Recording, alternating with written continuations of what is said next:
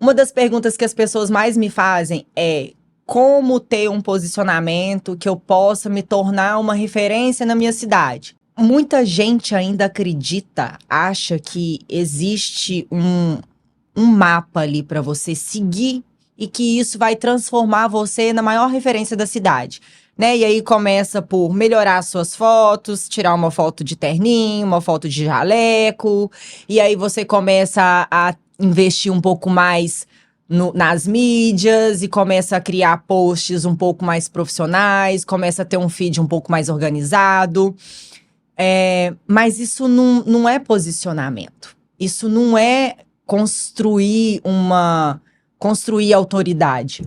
Eu entendi, eu cheguei num ponto da minha vida profissional em que eu entendi que para eu crescer profissionalmente, para o meu negócio crescer, eu precisava primeiro crescer como pessoa. E quando eu digo pessoa, eu quero que vocês entendam CPF. Quando eu digo empresa, CNPJ. Então, o CPF, ele antecede o CNPJ. Eu só consegui deslanchar realmente, de fato, quando eu comecei a entender que não era só sobre a técnica, não era só sobre a roupa que eu estava vestindo, era aqui dentro. Era a minha mentalidade. Porque quando eu comecei a empreender, eu tive que mudar os meus hábitos, eu tive que mudar a minha rotina. Eu não conseguiria manter, por exemplo, essa transição de carreira que eu estava fazendo, trabalhando CLT e fazendo atendimentos por fora, se eu continuasse levando a minha vida do jeito que eu estava acostumada. Eu saía com os meus amigos sempre, eu saía com meu filho sempre, eu saía para poder beber, eu dormia tarde. Então, assim, eu não conseguiria, eu tive que mudar. Foi uma necessidade essa mudança de comportamento. E quando você começa a mudar os seus comportamentos, você começa a mudar a sua forma de pensar, muitas pessoas não vão entender. E é um processo, muitas das vezes, solitário. Eu sempre falo que eu tô criando uma comunidade pra gente não sentir que empreender é muito solitário, porque pra mim empreender foi muito solitário no começo. Eu me vi muito sozinha, porque eu queria falar, eu queria sentar numa mesa para poder falar sobre negócios, sobre ambições, sobre projetos, sobre metas, sobre estratégias, sobre o que eu tinha aprendido, como aplicar aquilo ali no negócio, trocar experiências. E eu não tinha muitas pessoas para conversar sobre isso.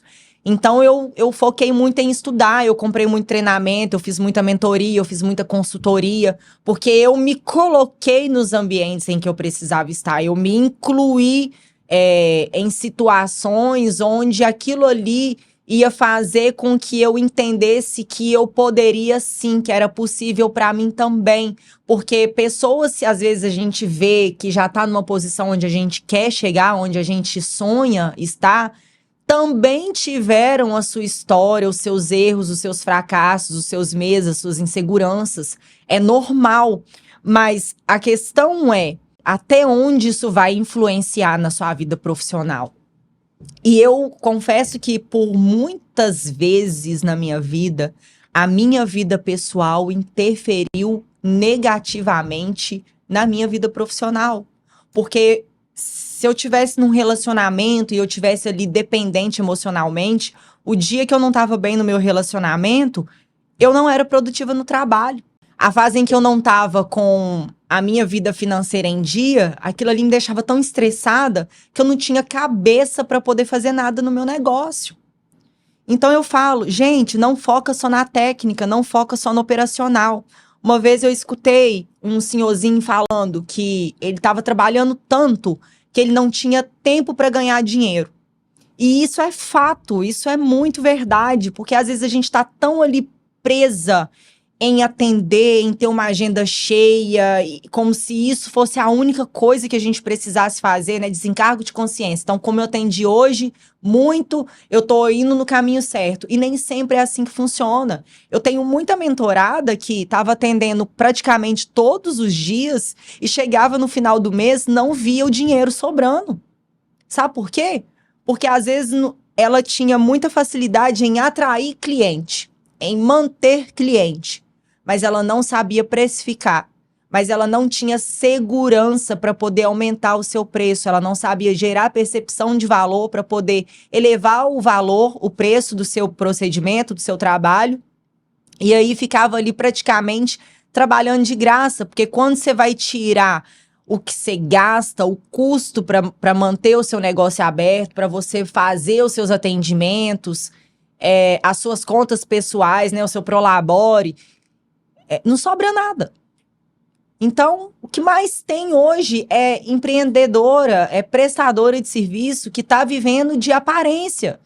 E no final das contas, não está tirando o que um trabalhador CLT tira, um salário mínimo. Tem gente que está empreendendo e não tira um salário mínimo. E aí eu pergunto, qual é o sentido de você arriscar, de você se jogar no mercado como empreendedor, se você não está conseguindo garantir para você, para o seu negócio, mais do que o que você ganharia trabalhando para os outros? Porque quando a gente trabalha de CLT, por mais que o salário não seja aquilo que a gente mereça, você tem uma certa estabilidade. Você tem 13º, você tem férias, você tem um seguro-desemprego. Mas quando você está empreendendo, você não tem isso. Eu mudei para Recife há 1 ano. Eu abri minha segunda clínica. Eu estava contando comigo mesma, para poder fazer essa clínica andar. Eu participava do operacional da empresa. E aí eu adoeci. Então, foram 4 meses sem eu poder atender. Imagina se eu dependesse só disso para poder viver. Como que eu ia fazer? Empreender, você tem que entender que você não é só uma prestadora de serviço. Você tem um negócio. E o mercado da beleza, ele tem sido, há muitos anos, um dos maiores mercados, um dos mercados que mais movimenta dinheiro no mundo, não é só no Brasil. E o gráfico do mercado da beleza é sempre crescente. Então, eu falo que quem está na área da beleza hoje, por mais que você talvez não tenha a pretensão de ser uma gigante da área da beleza, mas se você está empreendendo e não está conseguindo ter uma vida boa, se você não está conseguindo tirar no mínimo uns 7 mil reais por mês, cara, você está fazendo alguma coisa de errado. Você não está empreendendo, você simplesmente está prestando um serviço. Se você não faz sua gestão financeira, se você não sabe quanto que você ganha, quanto que o seu negócio custa, quanto que você custa para poder realizar um procedimento, se você não tem controle dos seus clientes, se você não tem projeção de crescimento, sabe? Se o seu gráfico não está em crescimento, se você tá simplesmente acordando e dormindo, pensando em cliente, em agenda, mas não sabe onde quer chegar, não sabe o que você pode fazer para o seu negócio crescer.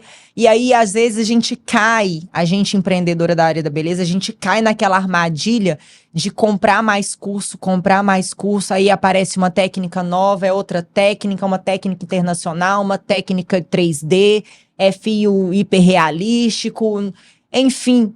E aí você tá ali atolada de técnica, achando que você postar um vídeo no Instagram falando da sua técnica internacional, olha aqui, gente, que isso vai resolver como um conto de fadas e que o seu negócio vai ser totalmente lucrativo, porque você agora tem uma técnica diferente. O que mais tem aí hoje em dia é técnica, gente.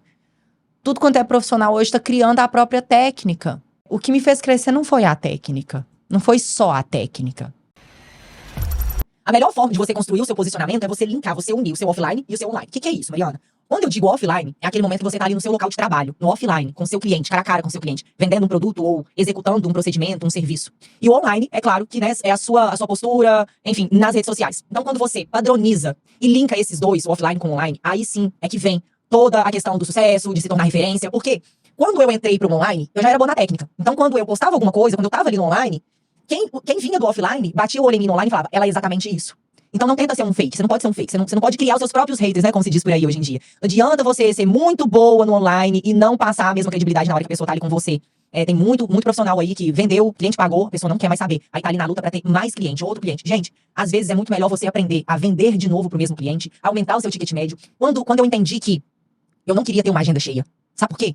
Eu vivi a agenda cheia, eu tive os primeiros anos empreendendo, eu vivi a agenda cheia. Mas não era isso que eu queria. Eu vivia a agenda cheia porque eu achava que era aquilo que eu precisava fazer, que eu entrava na internet e todos os profissionais ficavam lá falando como encher sua agenda, como lotar a agenda, você precisa encher a agenda, se você tá sem agenda cheia é porque você não é um bom profissional, você não vai ter dinheiro no final do mês. Mas não era isso que eu queria, porque resultado de agenda cheia é você não ter vida, é você não ter qualidade de vida, é você não ter tempo pra poder fazer outras coisas, é você não ter liberdade de ir no shopping numa quarta-feira, 2 horas da tarde, é você não conseguir ir numa reunião da escola do seu filho, 10h30 da manhã, porque você tá ali atendendo. Então, eu entendi que pra eu conseguir ganhar dinheiro, não tendo uma agenda cheia, eu precisava ter um valor maior do que eu já cobrava e fazer com que as pessoas achassem justo o valor que eu estava cobrando. Então, eu falo muito sobre posicionamento, porque o posicionamento, a forma como eu comecei a me comunicar de uma forma mais profissional e educando esse pessoal do online, quando eles chegavam pro offline, né, pros atendimentos em si, pra venda em si, eles já chegavam entendendo o meu valor. Por isso o posicionamento é tão importante. Porque foi a partir desse momento em que eu subi uma micropigmentação que eu cobrava R$150 para 650. Então, em vez de atender 4 clientes no dia, eu atendia 1. Ou então, eu atendia 4 clientes no dia e eu atendia 2, 3 vezes na semana. E aí eu tinha mais tempo livre. Foi por isso que eu consegui crescer. Porque nos dias que eu não estava atendendo, eram os dias que eu estava fazendo mentoria, nos dias que eu estava estudando, nos dias que eu estava traçando planos pro mês que vem, campanhas, sabendo o que eu ia postar, produzindo conteúdo, descansando, sabe? Me proporcionando momentos, sim, de desfrute, de merecimento. A gente precisa praticar o auto-merecimento.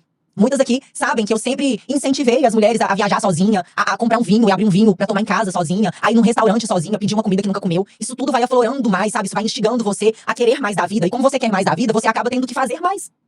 E aí você cresce. É esse processo. É por isso que eu digo pra você encontrar prazer nesse processo. Quanto mais você faz, mais você quer. Eu vou abrir as vagas para o Viver de Beleza dia 15 de janeiro. As vagas vão ser realmente limitadas, isso aqui não é um gatilho de escassez, e eu vou explicar o porquê. A forma como eu quero fazer essa mentoria, a transformação, o resultado que eu quero dar para as mentoradas, vai ser algo muito personalizado. Então, para eu conseguir realmente trazer esse resultado, dar um acompanhamento ali individual para essas mentoradas, eu não vou conseguir fazer isso com 100 mentoradas de uma vez só. Para que, num outro momento, eu possa usar isso a meu favor. Claro, porque o sucesso de uma mentora, o sucesso de uma profissional que está na área da educação, é realmente o sucesso do seu aluno. Eu realmente me preocupo em dar o resultado que a pessoa espera.